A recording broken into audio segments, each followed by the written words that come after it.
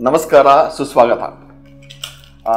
ರುದ್ರಾಕ್ಷನ ಬಂದು ಹೆಂಗೆ ನೋಡ್ಕೊಳ್ಳೋದು, ಹೆಂಗೆ ಚೆನ್ನಾಗಿ ಇಟ್ಕೊಳ್ಳೋದು ಅಂತ ತುಂಬ ಜನ ಕೇಳ್ತೀರ. ಇದು ಒಂದು ಈಸಿಯಾಗಿರೋ ಮೆಥಡ್ಸ್, ಏನು ಕಷ್ಟ ಇಲ್ಲ. ರುದ್ರಾಕ್ಷನ ಮೇಂಟೈನ್ ಮಾಡೋದು ಕಷ್ಟ ಇಲ್ಲ. ರುದ್ರಾಕ್ಷನ ಒಳ್ಳೆಯದಾಗಿ ನೋಡಿಕೊಂಡ್ರೆ, ಚೆನ್ನಾಗಿ ಮೇಂಟೈನ್ ಮಾಡಿದರೆ ಸುಮಾರು ಒಂದು 100 ವರ್ಷದ ಕಾಲನೂ ರುದ್ರಾಕ್ಷ ಬರುತ್ತೆ. ಈ ರುದ್ರಾಕ್ಷ ಎಲ್ಲ ನಮಗೆ ಮುತ್ತಾತರು ಕೊಟ್ಟಿರೋದು. ಅಂದರೆ ಜನ್ರೇಷನ್ ರುದ್ರಾಕ್ಷ ಕೊಟ್ಟು ಹೋಗ್ಬೋದು. ನಮ್ಮ ಪುಣ್ಯಗಳು ಪಾಪಗಳು ನಮ್ಮ ವಂಶಾವಳಿಗೆ ಕೊಡೋದು ತಪ್ಪಿಲ್ಲ.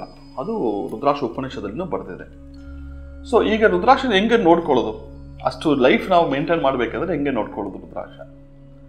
ಫಸ್ಟ್ ಒಂದು 15 ದಿವಸ ಒಂದು ಸಾರಿ ಇಲ್ಲ ತಿಂಗಳಿಗೆ ಒಂದು ಸಾರಿ ರುದ್ರಾಕ್ಷನ ತೆಗೆದು, ಮಾಲೆ ಇದ್ದರೆ ಮಾಲೆಯಲ್ಲಿ ಸಿಂಗಲ್ ರುದ್ರಾಕ್ಷ ಹಾಕ್ಕೊಂಡಿದ್ರೆ ಸಿಂಗಲ್ ರುದ್ರಾಕ್ಷ ತೆಗೆದು ಫುಲ್ ನೀರಲ್ಲಿ ಹಾಕ್ಸ್ಬಿಡ್ಬೇಕು. ತಣ್ಣೀರಲ್ಲಿ ಹಾಕ್ಸ್ಬೇಕು. ತಣ್ಣೀರಲ್ಲಿ ಹಾಕ್ಸ್ಬಿಟ್ಟು ಸೋಕ್ ಮಾಡಬೇಕು. ಓವರ್ ನೈಟ್ ಬಿಡ್ಬಿಡ್ಬೇಕು. ಫುಲ್ ರಾತ್ರಿ ಬಂದು ಸೋಕ್ ಆಗಲಿ ಚೆನ್ನಾಗಿ ರುದ್ರಾಕ್ಷ. ಬೆಳಗ್ಗೆ ಎದ್ದ ತಕ್ಷಣ ಒಂದು ಸಾಫ್ಟ್ ಬ್ರಿಸಲ್ಸ್ ಇರೋದು ಬೇಬಿ ಬ್ರಷ್ ಇರುತ್ತಲ್ವ, ಒಂದು ಪರ್ಚೇಸ್ ಮಾಡಿ ಸಪ್ರೇಟಾಗಿ ಇಟ್ಕೊಳ್ಳಿ. ಹಾರ್ಡ್ ಬ್ರಷ್ ಯೂಸ್ ಮಾಡೋಂಗಿಲ್ಲ, ರುದ್ರಾಕ್ಷ ಡ್ಯಾಮೇಜ್ ಆಗುತ್ತೆ. ಮೆಟಲ್ ಬ್ರಷಸ್ಸು ಯೂಸ್ ಮಾಡೋಂಗಿಲ್ಲ. ಒಂದು ಬೇಬಿ ಬ್ರಷ್ ತೊಗೊಂಡು ನೀಟಾಗಿ ಕ್ಲೀನ್ ಮಾಡಬೇಕು. ಏನು ಸೋಪು ಕೆಮಿಕಲ್ಸು ಹಾಕ್ಸಂಗಿಲ್ಲ. ಸೋಪು ಕೆಮಿಕಲ್ಸು ರುದ್ರಾಕ್ಷ ಒಳಗೆ ಇರೋ ಈರಪಥ ಅಂತೀವಲ್ವಾ, ವೆಟ್ನೆಸ್ ಇರುತ್ತೆ, ಅದನ್ನು ಫುಲ್ಲು ತೆಗೆದು ಬಿಡುತ್ತೆ ಆಚೆ. ಸೊ ಅದಕ್ಕಿಂತ ಕೆಮಿಕಲ್ಸ್ ಹಾಕ್ಸಂಗಿಲ್ಲ, ಸೋಪು ಹಾಕ್ಸಂಗಿಲ್ಲ. ಸೊ ಈಗ ಬಂದು ಬ್ರಷ್ ಮೆಲ್ಲಿಗೆ ಮಾಡಬೇಕು. ನಿಧಾನವಾಗಿ ಬ್ರಷ್ ಮಾಡಿಬಿಟ್ಟು ಮತ್ತೆ ತಣ್ಣೀರಲ್ಲಿ ಹಾಕ್ಸ್ಬಿಟ್ಟು, ನಮ್ಮ ಚರ್ಮದಿಂದ ಬಂದಿರುವ ಕೂದಲು, ನಮ್ಮ ಚರ್ಮದಿಂದ ಬಂದಿರೋ ಆಯಿಲು, ಎಣ್ಣೆ ಎಲ್ಲ ಬಂದಿರುತ್ತಲ್ವ ನ್ಯಾಚುರಲ್ ಆಗಿ, ಅದೆಲ್ಲ ಇರುತ್ತೆ. ಅದೇ ವೇಸ್ಟು ಡಸ್ಟ್ ಎಲ್ಲ ಅಕ್ಯುಮುಲೇಟ್ ಆಗಿರುತ್ತೆ, ಎಲ್ಲ ಹೋಗ್ಬಿಡುತ್ತೆ. ನಿಧಾನವಾಗಿ ಮಾಡಬೇಕು. ಒಂದು 2-3 ಟೈಮ್ಸ್ ಸೋಕ್ ಮಾಡಿ ವಾಶ್ ಮಾಡಿಬಿಟ್ಟು ತಗೊಂಡು ಫ್ಯಾನ್ ಕೆಳಗೆ ಒಂದು ಕಾಟನ್ ಇಟ್ಬಿಟ್ಟು ಫ್ಯಾನ್ ಕೆಳಗೆ ಇಟ್ಟು ಒಣಗಿಸ್ಬಿಡ್ಬೇಕು. ಸನ್ಲೈಟಲ್ಲಿ ರುದ್ರಾಕ್ಷ ಇರೋದು ಬೇಡ. ಅದು ಇರೋದು ಮತ್ತೆ ವಾಟರೆಲ್ಲ ಅಬ್ಸರ್ವ್ ಆಗಿ ಒಳಗೆ ರುದ್ರಾಕ್ಷ ಒಳಗೆ ಸೀಡಲ್ಲಿರೋ ವಾಟರ್, ಒಂದೊಂದು ಸೀಡು ಒಂದು ಲಿಂಗ ಬೀಜ ಅಲ್ವಾ ನಮಗೆ, ಅದರಲ್ಲಿರೋ ವಾಟರ್ಸ್ ಹೋಗ್ಬಿಟ್ಟು ರುದ್ರಾಕ್ಷ ಸೆತ್ತು ಹೋಗುತ್ತಂತೀವಿ. ಅದರಿಂದ ಫ್ಯಾನಲ್ಲಿ ಇಟ್ಟು ಚೆನ್ನಾಗಿ ಒಣಗಿಸ್ಬೇಕು. ಆಮೇಲೆ ಚೆನ್ನಾಗಿ ಒಣಗಿಸಿದ ಮೇಲೆ ಒಳ್ಳೆ ಆಯಿಲು, ಅದು ಮನೇಲಿ ಯೂಸ್ ಮಾಡೋ ಆಯಿಲ್ ಆಗಿರ್ಬೋದು, ಪಾಮ್ ಆಯಿಲ್ ಆಗಿರ್ಬೋದು, ಬಾದಾಮ್ oil, olive oil, coconut oil, even groundnut oil, ಯಾವುದೇನೋ ಒಳ್ಳೆ ಡಿಸ್ಕಾಸ್ಟ್ ಇರೋ ಆಯಿಲ್ ತೊಗೊಂಡು ಅಪ್ಲೈ ಮಾಡಿಸ್ಬೇಕು. ಸೇಮ್ ಬ್ರಷಲ್ಲಿ ನೀಟಾಗಿ ಅಪ್ಲೈ ಮಾಡಬೇಕು.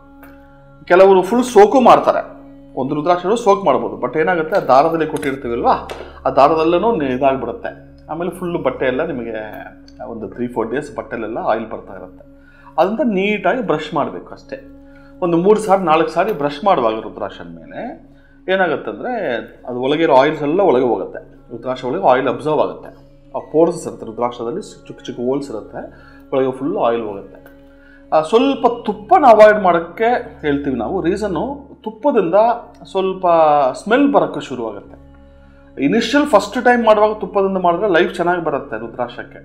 ಬಟ್ ಪದೇ ತುಪ್ಪ ಹಾಕ್ಸುವಾಗ ಬಾಡಿ ಮೇಲೆ, ಒಂದು ಮೈ ಮೇಲೆ ಒಂದು ಡಿಕಂಪೋಸಿಷನ್, ಅದು ಡಿಗ್ರೇಡ್ ಆಗ್ತಾ ಇರುತ್ತಲ್ಲ ತುಪ್ಪ, ಆವಾಗ ಅದು ಸ್ವಲ್ಪ ಸ್ಮೆಲ್ ಬರೋಕ್ಕೆ ಶುರುವಾಗುತ್ತೆ ನಮ್ಮ ಎಕ್ಸ್ಪೀರಿಯನ್ಸಿಂದ.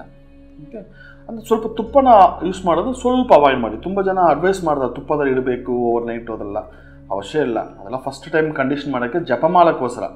ನಾವು ಜಪ ಮಾಡೋಕ್ಕೆ ಲಾಂಗ್ ಮಾಲೆ ಇಟ್ಕೊಳ್ತೀವಲ್ಲ, ಅಂಥ ಮಾಲೆಗಳು ಫಸ್ಟ್ ಟೈಮ್ ತುಪ್ಪದಲ್ಲಿಟ್ಟರೆ, ಅದು ಇಂಡೋನೇಷ್ಯಾದಿಂದ ಬರೋ ರುದ್ರಾಕ್ಷ ಆದರೆ ತುಪ್ಪದಲ್ಲಿಟ್ಟರೆ ಸ್ವಲ್ಪ ಲೈಫ್ ಚೆನ್ನಾಗಿ ಬರುತ್ತಂತ. ಒಂದು ಸಾರಿ ಇಟ್ಟರೆ ಸಾಕೋದು ಇನಿಷಿಯಲ್ ಪೀರಿಯಡಲ್ಲಿ, ಪದೇ ಇಡೋಕ್ಕೆ ಅವಶ್ಯ ಇಲ್ಲ. ಎಲ್ಲ ಆಯಿಲೆಲ್ಲ ನೀವು ಅಪ್ಲೈ ಮಾಡಿದ ತಕ್ಷಣ ತೊಗೊಂಡು ಮತ್ತೆ ಒಂದು ಕಾಟನ್ ಟವಲಲ್ಲೋ ಟಿಶ್ಯೂ ಪೇಪರಲ್ಲೋ ಸಾಫ್ಟಾಗಿ ತೆಗೆದು ಎಕ್ಸ್ಟ್ರಾ ಆಯಿಲ್ ತೆಗೆದುಬಿಟ್ಟು then you can start wearing. So first ಒಂದು 1 or 2 ಡೇಸ್ ಮೈ ಮೇಲೆ ಇರುವಾಗ ಆಯಿಲ್ ಇರುತ್ತೆ, ಅವಾಯ್ಡ್ ಮಾಡೋಕ್ಕಾಗಲ್ಲ. ಸೊ ಇಂಥ ಥರ ಮಾಡ್ಕೊಂಡು ಬರುವಾಗ ರುದ್ರಾಕ್ಷ ಬಂದು ತುಂಬ ಲೈಫ್ ಬರುತ್ತೆ. ಮತ್ತು ಸ್ನಾನ ಮಾಡುವಾಗಲೂ ತಾವು ರುದ್ರಾಕ್ಷ ಹಾಕ್ಕೊಂಡು ಸ್ನಾನ ಮಾಡೋದು ತುಂಬ ಒಳ್ಳೆಯದು. ಬಟ್ ಸೋಪ್ ಹಾಕ್ಸಂಗಿಲ್ಲ. ಇದೇನ್ರಿ ಸೋಪು ಹಾಕ್ಸಂಗಿಲ್ಲ ಅಂತೀರಾ, ಮತ್ತು ಸ್ನಾನ ಮಾಡುವಾಗ ಹಾಕ್ಕೊಳ್ತೀರಾ ಅಂತ ಕೇಳಿದರೆ, ಬಾತ್ರೂಮ್ ಹೋಗ್ಬಿಟ್ಟು ಹ್ಯಾಂಗ್ ಮಾಡಿಬಿಡಿ. ಒಂದು ಉಕ್ಕ ಹಾಕ್ಬಿಟ್ಟು ಹ್ಯಾಂಗ್ ಮಾಡಬೇಕು ರುದ್ರಾಕ್ಷನ. ಮಾಡಿಬಿಟ್ಟು ಸ್ನಾನ ಮಾಡಿಬಿಟ್ಟು ಲಾಸ್ಟಿಗೆ ರುದ್ರಾಕ್ಷ ಹಾಕ್ಕೊಂಡು ಫುಲ್ ನೀರು ಹೊಡುವಾಗ ರುದ್ರಾಭಿಷೇಕಂ ಅಂತೀವಿ. ನಮ್ಮ ಮೈ ಮೇಲೆ ಫುಲ್ಲು ನೀರು ಹೋಗಿ ಎಲ್ಲ ಪಾಸಿಟಿವಿಟಿ ಎನರ್ಜೀಸ್ ಬರುತ್ತೆ. ಓಂ ನಮಃ ಶಿವಾಯ ಅಂತೇಳಿ ಹಾಕಬೇಕು. ಇದು ನಮ್ಮದು ಪದ್ಧತಿ. ಹಿಂಗೆ ಮಾಡ್ಕೊಂಡು ಬರುವಾಗ ರುದ್ರಾಕ್ಷ ತಾವು ಮಾತ್ರ ಅಲ್ಲ, ತಮ್ಮ ಮಕ್ಕಳಿಗೆ ಮೊಮ್ಮಕ್ಕಳಿಗೂ ಹೋಗುತ್ತೆ. ದೊಡ್ಡ ಆಸ್ತಿ ರುದ್ರಾಕ್ಷ ಬರಬೇಕಂತಿದ್ರೆ, ದೊಡ್ಡ ನೇಬರ. ಎಲ್ಲರೂ ಹಾಕ್ಸ್ಬೋದು, ಮೇಲ್ ಫೀಮೇಲ್ ಇರ್ರೆಸ್ಪೆಕ್ಟಿವ್ ಆಫ್ ನೀವು ಯಾವ ಕ್ಯಾಸ್ಟು ಕಮ್ಯುನಿಟಿ ಎಂತನೂ ಇಲ್ಲ, ಎಲ್ಲರೂ ದೇವ್ರ ಮಕ್ಕಳೇ, ಎಲ್ಲರೂ ರುದ್ರಾಕ್ಷ ಆಗ್ಬೋದು. ಅದು ಮೇಂಟೈನ್ ಮಾಡೋದು ಎಷ್ಟು ನಾವು ರುದ್ರಾಕ್ಷ ನೋಡ್ಕೊಳ್ತೀವೋ ಅಷ್ಟು ಶಿವ ಮತ್ತು ಕನ್ಸರ್ನ್ ಯಾವುದು ಗ್ರಹಕ್ಕೋಸ್ಕರ ರುದ್ರಾಕ್ಷ ತಾತೀವೋ ಅವ್ರದ್ದು ಆಶೀರ್ವಾದ ನಮಗೆ ಬರುತ್ತಂತ ಇರೋದು. ಸೊ ರುದ್ರಾಕ್ಷ ಬರೋದೇ ದೊಡ್ಡ ಅನೇಬರ. ಬಂದಿದ್ರೆ ಒಳ್ಳೆಯದಾಗಿ ನೋಡ್ಕೋಬೇಕು, ಚಿಕ್ಕ ಮಗು ಥರ ನೋಡ್ಕೋಬೇಕು. ಡೈಲಿ ಆಗ್ಬೋದು, 24 hours ಆಗ್ಬೋದು, ತೊಂದರೆನೇ ಇಲ್ಲ. ಯಾವಾಗಲೂ ತೆಗಿಬೇಕಂತ ಎಲ್ಲಿನೂ ಬರೆದಿಲ್ಲ. ಎಕ್ಸೆಪ್ಟ್ ಫ್ಯೂನರಲ್ ಗ್ರೌಂಡ್ ಹೋಗೋ ತೆಗಿಯೋಕ್ಕೆ ಹೇಳೋದು. ಯಾಕಂದರೆ ಅಲ್ಲಿರೋ ಆನ್ಮಗಳು ಡೆಡ್ ಬಾಡಿ ಹೋಗಿದ ಮೇಲೆ ಎಲ್ಲಿ ಹೋಗೋದೋ ಗೊತ್ತಿಲ್ಲ, ಕನ್ಫ್ಯೂಷನ್ ಆಗ್ಬಿಟ್ಟು ರುದ್ರಾಕ್ಷ ನೋಡ್ಬಿಟ್ಟು ಶಿವ ಇಲ್ಲೇ ಇದ್ದಾನಂತ ನಿಮ್ಮ ಹತ್ರ ಬಂದ್ಬಿಡುತ್ತಂತ. ಹೌದು, ಆತ್ಮಗಳಿಗೆ ನೆಕ್ಸ್ಟ್ ಪಾಸ್ ಆನ್ ಆಗಬೇಕಲ್ವಾ, ಎಲ್ಲೋ ಬೇರೆ ಜನ್ಮ ತಗೊಳೋಗಬೇಕು, ಹೋಗಿ ವೆಯ್ಟ್ ಮಾಡಬೇಕು, ಎಲ್ಲ ಇರುತ್ತೆ. ಸೊ ನಿಮ್ಮ ಹತ್ರ ಬಂದಿರುತ್ತಂತ ಹೇಳ್ಬಿಟ್ಟು ಅವಾಯ್ಡ್ ಮಾಡೋಕ್ಕೆ ಹೇಳ್ತೀವಿ. ಮಶಾನಕ್ಕೆ ಹೋಗುವಾಗ ಮನೆಯಲ್ಲಿ ಹಂಗೆ ಮಿಸ್ಟೇಕಾಗಿ ಹೋಗ್ಬಿಟ್ರೆ ಮನೆಯಲ್ಲಿ ಬಂದು ಒಂದು ಬಕೆಟಲ್ಲಿ ನೀರಲ್ಲಿ ಫುಲ್ಲು ತುಂಬಿಸ್ಬಿಟ್ರೆ ಆತ್ಮಗಳು ರುದ್ರಾಕ್ಷ ನೋಡ್ಕೊಂಡು ಹುಡುಕ್ಬಿಟ್ಟು ಹೋಗ್ಬಿಡುತ್ತಂತ ಇರೋದು. ಸೊ ಅದು ಬಿಟ್ಟರೆ ಇನ್ನೂ ರೆಸ್ಟ್ರಿಕ್ಷನ್ಸ್ ಅಂತ ಇಲ್ಲ. ಬೀಜ ಮಂತ್ರ ಹೇಳಬೇಕು, ಡೈಲಿ ಬೀಜ ಮಂತ್ರ ಜೋರಾಗಿ ಮನಸ್ಬಿಟ್ಟು ಓಂ ನಮಃ ಶಿವಾಯ ಜೋರಾಗಿ ಪ್ರೀತಿಯಿಂದ ಹೇಳಬೇಕು. ಅಷ್ಟು ಸಾಕು ರುದ್ರಾಕ್ಷಕ್ಕೆ ಡೂಸ್ ಅಂತ ಇರೋದು, ಬೇರೆ ಏನೂ ಇಲ್ಲ. ಸೊ ರುದ್ರಾಕ್ಷಿಗೆ ಬನ್ನಿ, ಒಳ್ಳೆ ರುದ್ರಾಕ್ಷಗಳು ನಿಮ್ಮ ಜಾತಕ ನೋಡಿ ಕರೆಕ್ಟಾಗಿ ರೈಟ್ ಟೈಮ್ ರೈಟ್ ರುದ್ರಾಕ್ಷ ಹಾಕ್ಕೊಳ್ಳಿ, ಭವಿಷ್ಯ ಚೇಂಜ್ ಆಗುತ್ತೆ. ನೀವು ಯಾವ ಕರ್ಮ ನೀವು ಹುಟ್ಟು ಏನೇನು ಮಾಡಬೇಕು ಅಂತ ಕರ್ಮ ಇರುತ್ತಲ್ವ, ಅದನ್ನು ಮಾಡೋಕ್ಕೆ ಹೆಲ್ಪ್ ಮಾಡುತ್ತೆ. ಮತ್ತು ನಿಮ್ಮ ಈ ಜನ್ಮದಲ್ಲಿ ಹುಟ್ಟಿರೋದು ಎಲ್ಲ ಪ್ರೀ ಡಿಟರ್ಮೈನ್ಡ್ ಅಲ್ವಾ, ಒಂದು ಟೇಪ್ ರೆಕಾರ್ಡ್ ಮಾಡೋ ಥರ ಇರುತ್ತೆ. ಅದನ್ನು ಚೇಂಜ್ ಮಾಡಿ ಒಳ್ಳೆಯದಾಗಿ ಬದುಕಬೇಕಾಗಿರೋದು ನಮ್ಮ ಕೈಯಲ್ಲಿ ದೇವರು ಕೊಟ್ಟಿದ್ದಾರೆ. ಅದನ್ನು ಮಾಡೋಕ್ಕೆ ಈ spiritual connect with help with rudraksha will help you lot. ರುದ್ರಾಕ್ಷನ ಕಾಂಟ್ಯಾಕ್ಟ್ ಮಾಡಿ, ಎಲ್ಲ ಸೌಕರ್ಯಗಳು ಸಿಗುತ್ತೆ. ಓಂ ನಮಃ ಶಿವಾಯ.